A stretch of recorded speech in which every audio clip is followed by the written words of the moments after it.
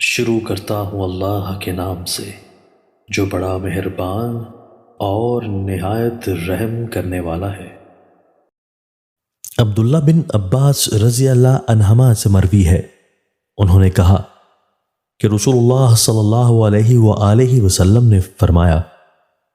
اہل جنت وہ لوگ ہیں جن کے دونوں کان اللہ تعالیٰ نے اس کے بارے میں لوگوں کی اچھی تعریف سے بھر دیے ہوں اور وہ ان کی تعریف سنتا ہو، اور اہل دوزخ وہ لوگ ہیں جن کے دونوں کان اللہ تعالیٰ نے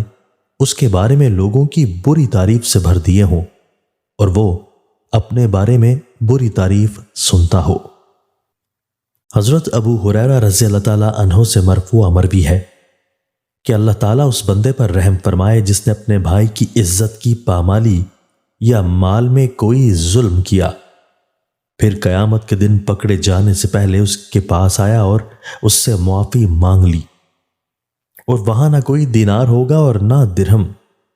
اگر اس کی نیکیاں ہوتی تو اس کی نیکیوں میں سے لے لی جاتی، اور اگر نیکیاں نہیں ہوتی تو ان کے گناہ